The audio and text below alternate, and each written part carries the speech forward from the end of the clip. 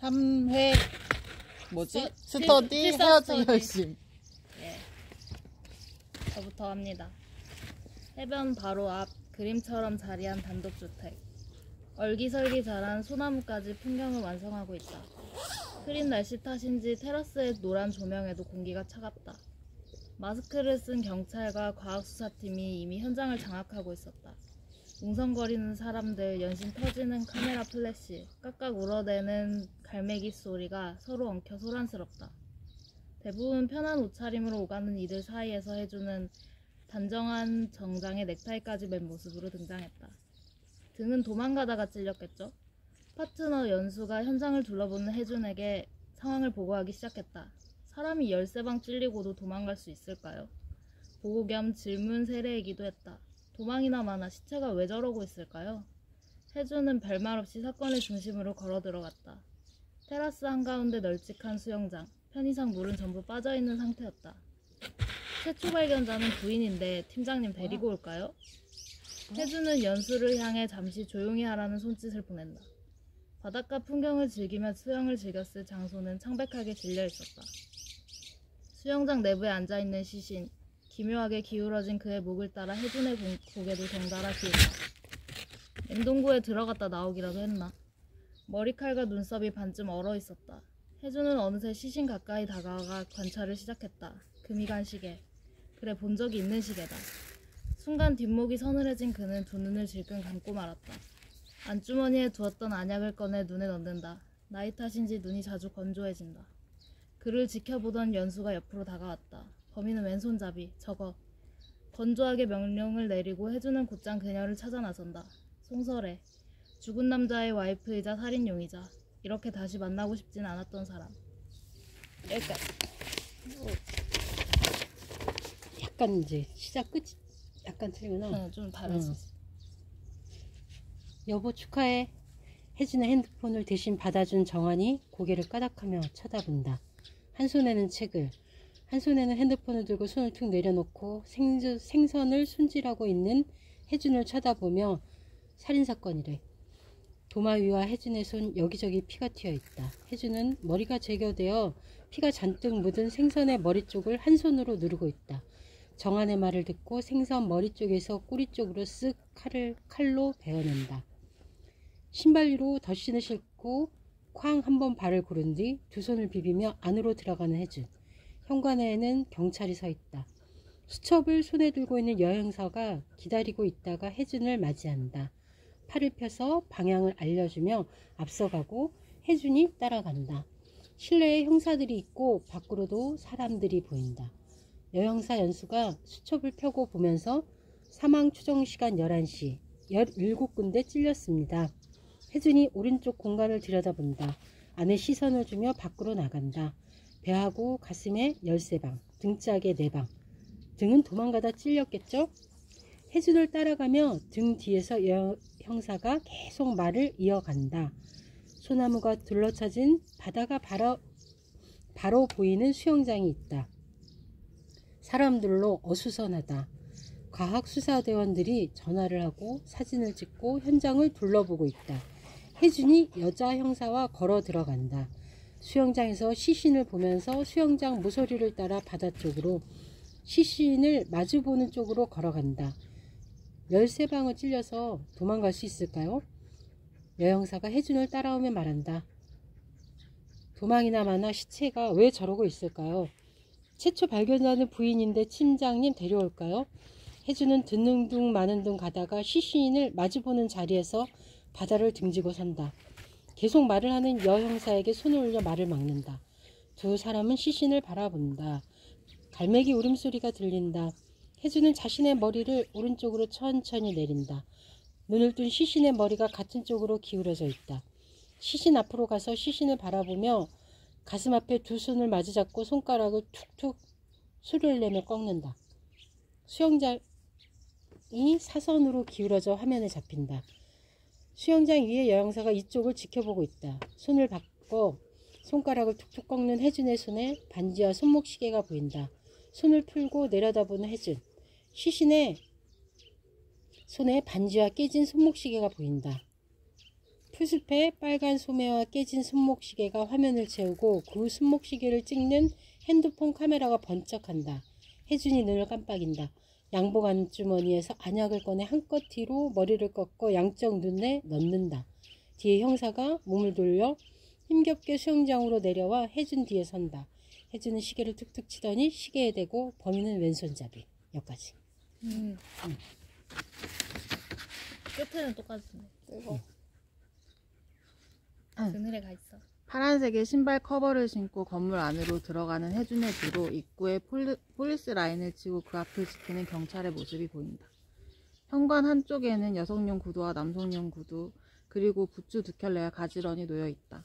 두 손을 털며 들어온 혜준을 후배 연수가 맞이했다. 간단히 아는 체를 하고 연수가 팔을 올려 위치를 안내했다. 아담한 체구의 연수와 수첩을 펼쳐들며 빠른 걸음으로 앞장서고 혜준이 그 뒤를 따랐다. 재킷 앞선과 그 안에 입은 셔츠도 단추 한 칸이 풀려있긴 하지만 정장 차림인 혜준과 달리 연수는 편한 차림이었다. 전반적으로 어두운 톤이긴 했지만 야상 안에 입은 니트 소매가 분홍색이라 나름 개성이 보였다. 연수는 경상도 사투리가 밴 말투로 사건 내용을 보고했다. 사망 추정시간 11시 17군데 찔렸습니다. 혜준은 통유리창을 통해 바다 풍경이 훤히 보이는 거실을 둘러본다. 감식을 위해 방진복을 입고 사진을 찍는 감식반과 형사들이 저마다 바삐 움직인다. 옆으로는 감식반에게 질문을 하려다 바쁘다며 무시당하는 형사가 보이고 앞쪽 테라스에는 전화하느라 바닥에 놓인 증거물을 미처 보지 못하고 차버렸다가 핀잔을 듣는 형사도 보였다. 테라스로 나가는 문을 지키는 경찰이 혜준에게 거수 경례를 한다. 배하고 가슴에 13방, 등짝에 4방, 등은 도망가다 찔렸겠죠? 짙은 원목 데크가 깔린 테라스 오른쪽은 야외에서 바비큐를 차려 먹을 수 있도록 마련된 공간이고 그 옆에 널찍하게 야외 수영장이 있다. 구름이 잔뜩 몰려 흐린 하늘 아래로 바다를 마주하고 자란 소나무 그 앞에 펼쳐진 바다가 한눈에 보였다. 사람이 13방 찔리고도 도망갈 수 있을까요? 연수의 물음을 뒤로하고 혜준은 물이 빠진 야외 수영장 아래를 목 빼놓고 슬쩍 내려다봤다. 수영장으로 곧바로 내려가지 않고 가장자리를 쭉 걸어 바다와 면한 데까지 갔다. 도망이나 마나 시체가 왜 저러고 있을까요? 연수는 혜준의 뒤를 졸졸 따르며 계속 질문을 이어갔다. 혜준은 별다른 대꾸 없이 현장 여기저기를 살폈다. 최초 발견자는 부인인데 팀장님 데리고 올까요? 수영장 가장자리의 중간까지 갔을 때 혜준은 바다를 등지고 시체가 있는 방향으로 몸을 돌렸다. 연수는 혜준이 답을 주면 필기라도 할 기세로 볼펜을 딸깍이며 물었다. 혜준은 보고는 그만하면 됐다는 의미로 팔을 올렸다. 연수는 그 몸짓에 곧바로 말을 멈추고 혜준과 같은 방향을 바라봤다. 옆에선 감식반이 사진을 찍는 소리가 들렸다. 혜준이 바라보고 선 방향으로 드넓은 펜션의 모습이 한눈에 보인다. 혜준은 고개를 오른쪽으로 기울이고 눈을 가늘게 떴다. 마주본 시체의 고개도 한쪽으로 기울어진 채 경직되었다. 맨몸으로 수영장 벽에 기대어 앉은 채 죽은 남자의 시선은 어딘가로 고정되어 있었고 오른쪽 입술이 삐뚤음하게 올라간 채였다. 혜준은 수영장 바닥으로 내려와 시체 가까이 다가갔다.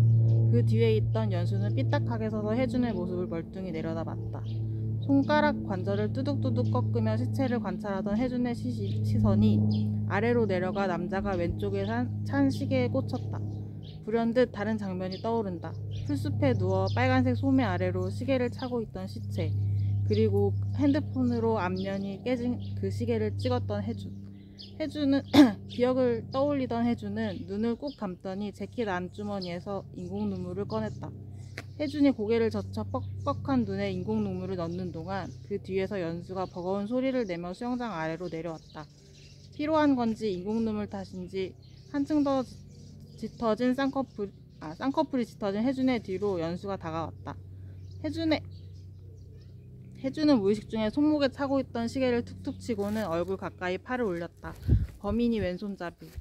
녹음을 마쳤다고 생각하고 문득 시계를 내려다보니 스마트워치가 아니었다. 혜준은 아차 싶어 시계를 한쪽 손으로 덮고는 손목을 주물럭거리다 연수에게 지시했다. 저거까지고요. 제가 이제 헤어질 결심 대본집을 그래요. 나왔는데요. 짧아요. 짧아. 묘사가 없겠지 별로. 백삼씬, 펜션, 낮. 운동화에 비닐 커버를 씌우는 혜준. 빠른 걸음으로 현관에 들어선다. 그 옆을 따라 걸으며 브리핑하는 연수. 둘은 넓고 쾌적한 거실을 통과해 테라스로 나간다. 여기는 풀빌라 형태의 펜션이다. 연수. 사망 추정 시각 11시. 21군데 찔렸습니다. 최초 발견자는 부인인데 데려올까요? 옥외 수영장에 계단에 앉은 남자의 뒤통수. 탁 트인 바다를 보는 것 같다. 분주한 감식반원들을 피해가며 수영장을 빙 도는 혜준. 수영복 입은 시체의 정면을 보고 선다. 윗 입술이 말려 올라간 이상한 표정이지만 분명히 이틀 전에 만난 이모산이다. 혜준 가슴 속에 뭔가가 무너진다. 손가락 관절을 우두둑 꺾는 혜준. 호신의 왼손을 본다. 설애의 남편이 쓰던 롤렉스를 찾다. 물론 유리는 새 것으로 바뀌었지만. 혜준, 우선 인공 눈물을 꺼내 제 눈에 넣은 다음 고인의 뜬 눈을 마주 본다. 냉정한 얼굴로 관찰하는 혜준. 약간 고개를 갸우뚱하며 그럴 리가 없는데 표정. 손목시계를 3번 탭하고 혜준, 법인이 왼손잡이. 스마트워치가 아니라는 사실을 깨닫고 연수에게 적어. 연수, 수첩에 왼손잡이라 적으며 어떻게 피가 이렇게 찔렸는데 이렇게 깨끗하네요? 이런 현장 보셨습니까? 혜준, 송설에 어딨냐? 연수, 예? 혜준, 부인 말야. 연수, 해변을 가리킨다. 안개 낀 바다를 향해 선 여자의 뒷모습이 조그맣고 희미하게 내려다 보인다. 뒤에 대사 잘린 건가? 많이 달라졌어. 아니 이게 그 행동 이런 건 다 배우가 한 거구나. 크게 딱 있고 그 감정들을 몸으로 표현하는 건 배우가 다 한 거였구나. 그 화면 연출 하면 연출도 있고 뭐 아. 감독이랑 대화도 많이 했겠지. 그렇구나. 이거 자체는 감정선에 되게 대해서. 심플하게 그냥 그 장면만 그냥 진짜 그 장면을 되게 그러네. 건조하게 표현했어. 그러네. 감정선도 중요한 되게 감정선 딱 한 개 나왔네. 딱 하나 그거 나왔어. 보고 애가 심장 덜컥하는 거. 뭔가가 무너진다. 가슴 그 속에서 음악 뭔가가 이렇게 무너진다. 나오는 그 부분이지 그게. 이 여자가 또 죽였구나. 나는 연출이 다 했다 생각했는데 엄마는 배우가 다 했다고 생각했는데. 나는 이거 듣는 것도 다른. 그래 이걸 들으면서도 틀리네. 배우가 안 하고 감독이 시켰을 수도 있긴 하겠구나. 이렇게 저렇게. 난 그냥 화면 생각했어. 배우들 대사 이런 거 말고. 이 여기서 묘사된 거 엄청 단순화돼 있는데 맞아, 화면이 묘사가 엄청 단순해. 구체적으로 하고 연출이 전체적으로 화면 막 이렇게 잡았지. 이런 거. 구성이 좀 더 세밀하잖아. 코촉? 나는 자꾸 감식반한테 형사들이 쿠사리 먹는 게 재밌더라. 옆에서 보면 옆에서 형사가 막 이렇게 하면 바빨 이렇게 하는 거 있고 그런 장면이 또 막 증거물 차고 다니면 하지 말라 그러고 또 마지막에 또 한 번 더 있어 그런 장면이. 그렇구나. 형사를 거기 자꾸 저로 가라고 막 이러다니까. 난 스마트워치 쓴지도 몰랐어. 툭툭 하고. 툭툭 치길래 뭔가 몰라 나는 스마트워치를 몰라가지고. 나는 이번에 요 앞부분에서 그 행동이라는 게 그 관계를 보여주고 그러니까 그 묘사에 대해서 지금 하고 있잖아 우리가. 맞아. 그게 왜 중요한지 안 게 그 부부가 같이 있는 식당에서 부부가 있었잖아. 남편은 회를 떠주는 거잖아. 맞아. 근데 이 여자가 손에 책을 들고 있었다. 책을 들고 있고 핸드폰 받아주러 가잖아. 그걸 보면서 이 두 부부가 한 공간에 있으면서 같이 하지 않는 부부라는 거를 그거에서 확 느껴지더라고. 그거를 처음엔 책을 못 봤어. 손에 있는 책을. 근데 나중에 보니까 손에 책을 그러니까 남편은 회를 뜨고 있고 여자는 책을 보고 있었던 거야. 그래서 그 행동으로 이 부부가 전혀 같이 무언가를 공유하지 않는 부부라는 거를 확 그 묘사에서 확 느껴지더라고. 그래서 이 사소한 거에서 되게 많은 얘기를 하는 거야. 그 여자가 고개를 갸우뚱하면서 좋겠네라고 얘기하면 살인사건 났다고 얘기하는 그 모든 게 그 관계가 딱 보이더라고. 그래서 묘사가 이렇게 중요하구나. 그렇구나. 한순간에 확 들어왔어. 그렇구나. 둘의 관계가. 나는 그 장면을 안 봤지만. 바로 난 앞에 보면. 살짝 보긴 했어. 서로 맞아. 대화하는데 서로 좀 무관심한. 서로 딴 세상에 있으면서 근데 같이는 해야 된다는 생각은 있어서 같이는 하는데 같이가 안 되는 그 상황이 맞아. 딱 보이더라고. 맞아. 남자는 여자랑 같이 먹기 위해서 뭔가를 하는 거잖아. 근데 그게 전혀 서로 받아들여지지 않는 관계라는 게 그 손에 든 책으로 딱 느낌이 쫙 오는데 이렇게 하는 거구나 그런 느낌이 오더라고. 그렇고. 물론 계속 못 알아챘겠지 내가 모든 모르지. 장면들에서. 그걸 디테일하게 보지 않으니까. 어. 사실. 그 모든 연출들에서 모든 사람들이 알아채는 구간이 있을 맞아. 거 아니야. 그렇지. 그거 한두 개만 다 캐치해도 넣는 거야. 다 그거 넣고. 하나만 캐치해도 그 어, 사람은 맞아. 되게 크게 와닿으니까. 이것저것 다 넣고 표현하는 거지. 난 이 사람이 여기 양복 입고 답답하게 온 게 눈에 좀 보였어. 맞아. 나도 딱 그게 느꼈어. 아, 이게 그냥 헤어질 결심 볼 때는 그게 딱히 눈에 안 보였거든. 그냥 양복 입고 다니는다고 생각했는데. 근데 이 현장에 양복 입고 넥타이까지 한 사람이 이 사람밖에 없는 맞아. 거야. 얘밖에 이 사람 없는 성격이 사람밖에 좀 없어. 보였어. 아, 이 사람 되게 그렇구나. FM이구나. 그러네. 이 사람이 그래서 송설애를 사랑하는 게 더 고통스러웠겠다 이런 생각이 딱. 붕괴라고 표현하니까. 그러니까 그 표현이 와닿았어. 나도 그게 딱 그러네. 눈에 들어왔어. 양복이. 그래서 그러네. 묘사한 거고. 그래서 언니가 있길래 이게 눈에 진짜 넣어줬구나 그러네. 이런 거였어. 너무 달라 그 사람. 그러네. 연수 입고 있는 것만 봐도 그냥 자켓에 바지 편하게 입고 있는데 넥타이까지 메고 있잖아. 나 현장에 오는데 그치? 어. 그게 참 눈에 보였어. 재밌어. 재밌어. 보이긴 하는 것 같아. 영화 그냥 볼 때는 쓱 넘기는 건데 맞아. 보려고 그게 눈에 하니까 걸려서 이제 쓰게 돼. 어, 눈에 걸려. 눈에 막 걸려. 나 진짜 처음에는 그냥 핸드폰만 받아주는 것만 봤어.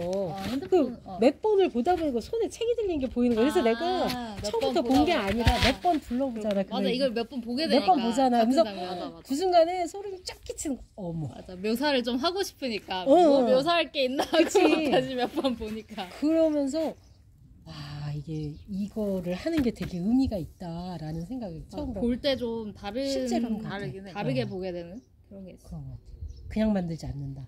나는 그들은. 좀 이거 묘사할 때 어려운 게 과거형이랑 현재형 마무리를 어떻게 해야 될지 좀 어색한 게 있어. 뭐뭐 했다라고 하면 계속 했다라고 해야 되나 싶은데 문장을 읽어보면 뭔가 재미가 없다고 해야 될지 아니면 그런 게 있거든. 계속 맞아. 뭐뭐 했었다, 뭐뭐를 했다 이렇게 했으면 그래서 중간중간에 현재형을 섞으면 근데 또 갑자기 뭔가 시점이 이상해지는 느낌이 드는 거야. 뭐뭐다. 갑자기 그랬어. 어때? 어떻게? 나는 근데 그냥 계속 과거형 써. 과거형? 편이야. 나는 그냥 시점은 단답으로 쓰지 않나? 뭐 있다 낸다. 통일해야 된다고 생각해. 통일. 그건 기본이라고 생각했어. 엄마는? 나는 그냥 짧게 그냥 그 요약처럼 쓰지 않냐? 그냥 한다 뭐 한다 이런 식으로. 그래서 계속. 그런 느낌으로 몇 문장을 좀 넣었어. 근데 나는 어떤 게 계속 어려워. 그대로 표현하는 것도 어렵거든 나는. 근데 특히 그 장면 전환 같은 거 딱 장면에 전환해서 그 손톱 시계로 보여주는 바뀌는데 나는 그냥 갔는데 너는 거기에 하나의 문장을 줘서 연결시켜줬잖아. 옛날 게 떠오른다 이런 식으로. 그러니까 그런 게 시점 어려워. 전환을. 그 부분이 나도 좀 아쉽긴 했어. 연결점. 엄마가 그러니까. 쭉 연결되어 있다가 거기서 묘사가 과거 묘사인데 뭐지 그냥 같은 시점으로 묘사를 해서 뭐야 이거. 그러니까 뭔가 떠오른 거에서 그게 떠올랐다 뭐 이런 식으로라도 다른 장면인 걸 아는데도 그게 거기서 어떤 식으로 표현해야 될지를 구체적인 인식을 좀 못한 상태지. 다르다는 건 알지만 근데 여기서는 딱 짚고 넘어가더라고. 그런 언니가 식으로. 묘사를 잘하는 것 같긴 해. 그러니까. 그 화면이 좀 구체적으로 보여. 그게. 맞아. 구체적으로 쓰려고 하니까. 난 그냥 연수 캐릭터가 귀여웠어. 보면서. 아. 계속 쫑알쫑알 계속 맞아. 계속 쫑알쫑알 질문하거든. 찾아내면서. 계속 질문하는데 계속 무시해. 그래 나도 이 포인트가 있었어. 그 사람이 보고 하는 것 같은데 사실 다 사실 질문이야. 궁금한 게 너무 왜 많은 이러죠? 사람이야. 왜 이러죠? 근데 대답 안 해줘. 그래서 연수가 수첩까지 펴들고 펜까지 든단 말이야. 이 사람이 아무 말도 안 대답해주면 해줘. 적으려고. 그게 너무 귀여운 거야. 그래도 범인은 왼손잡이라는 건 알려줬어. 맞아. 아무것도 안 알려줬어. 그래서 그 말 하나 알려줬구나. 그게 너무 귀여웠어. 귀여웠어. 진짜. 다 질문이라. 모든 게 질문. 보고 있는 척하면서 질문해 계속. 맞아.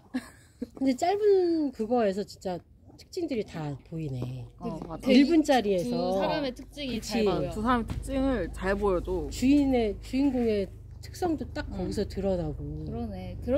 우리가 좀 장면 잘 고르는 걸 잘 줘. 고르는 거야. 주인공 특성이 되게 잘 너무 드러나고 잘 드러나. 설애랑 해준 관계성도 맞아, 확 맞아. 드러나는 딱 그 포인트가 있는 장면이었어. 진짜 짧은 장면에 되게 알차게 많이 뭔가 그런 것 담겨있어. 같아. 어떻게 보면 잘 만든 영화가 모든 장면이 그럴 수도 그럴 있다고 수도 있다. 생각해. 글 그럴 잘 수도 있다. 쓰는 박찬욱은 특히 변태라고 맞아. 소문난 사람이니까. 그 장문 책 같은 것도 읽어보면 없어도 되는 문장은 쓰지 말라 맞아. 그러거든. 그러니까 영화도 맞아.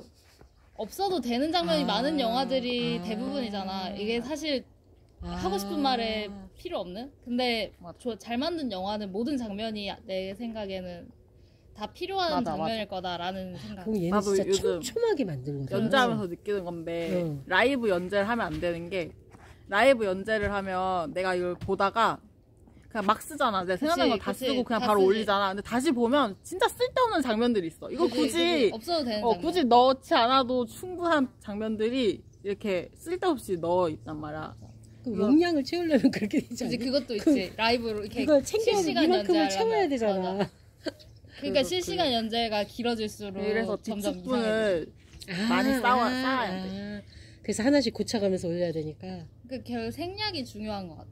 이 영화도 그렇고 우리 글 맞아. 쓰는 것도. 근데 글 쓰는 건 진짜 어려운 게 함부로 생략하다가 귀가 또 이상. 내가 충분히 설명했다고 생각했는데 보는 사람들은 너는 설명도 안 하고 갑자기 이걸 넘어가. 서술 트릭이라고 요즘 서술 트릭이라고 말하는 게 있는데 이 사람이 이제 그 예를 들면 그 인물이 말하는 것과 행동이 다른 거야. 1인칭으로 서술이 되는 소설에서 많이 쓰이는 건데 그 사람이 뭐라 그래야 되지? 자기 스스로는 건조하게 말해. 막 얘네들 보는 것도 되게 건조하게 말하는데 행동은 되게 다정한 거야. 그런 생략.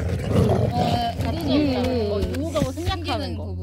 근데 이제 그거를 의도적으로 생략을 충분히 했는데, 이해할 수 있을 만큼 해주면 사람들이 되게 우와 어려워. 이게 이랬네 이렇게 되는데 나중에 이해가 되게 저희가 돼야 되는 설명이 돼야 돼. 어차피 설명이 돼야 된다. 사람들이 열받는 부분이 그거야. 네가 앞에서 얘기를 안 해놓고 이게 서프라이즈라고 하면 되냐. 약간 그런 게 있지. 그런 게 있어. 뭔지 알 진짜 것 같아. 균형을 맞추기가 되게 어려운 거야. 이거는 확실히 소설은 그렇고 내가 본 장문은 그런 소설은 아니고 그냥 일반적인 글 쓰는 거라 이렇게 묘사보다는 생략이 덜어내기가 무조건 중요해. 근데 일반 글쓰기라면 이렇게 중원부원하기 쉬워. 맞아. 이거 쓰고 그러니까, 그거에 대해서 또 설명하고 맞아. 또 설명하고. 설명글이나 에세이나 뭐 논문 이렇게 논리적인 글 이런 건 다 생략이 진짜 중요한 거야. 그런 거. 생략이 중요해. 불필요한 그런 어미나 이런 것도 다 빼고 단어. 근데 소설이 진짜 그 중용을 잡기가 어려울 것 같아. 이건 소설은 맞아. 설명을 해줘야 되는 맞아. 장르니까 설명을 해야 되는데 그렇다고 다 설명을 할 수 없으니까 어려워. 나는 요즘 철학책 보고 느끼는데 했던 말을 너무 자주 또 하고 또 하고 또 하고 그치. 철학책은 좀 그런 경향이 있어. 철학책은 그냥 해석만 반복이야. 해. 계속 이렇게 반복. 사실 한 문장을 가지고 계속 챕터를 만들어 나가는 그런 깊은 통찰을 하는 거라 같은 사유에 대해서. 했던 말을 또 하고 또 하고 또 하고 또 하고 이렇게 하고 저렇게 하고 저렇게 하고. 맞아. 이렇게 했다 저렇게 했다 이렇게 했다 저렇게 했다. 맞아. 얼마나 다양하게 표현했으나. 그래서 더 이해하기 어려운 게 맞아. 설명해 주려고 하는 건데 맞아. 설명을 이렇게 더 어려워. 하면 이해를 못하는. 그 설명을 몰라 내가. 이게 뭔지 모른다고. 그냥 단답으로 딱 얘기해주기가 가장 빠른데. 그 설명을 알기 위해서 주석이 이만큼 필요해. 맞아. 그런 게 있었다.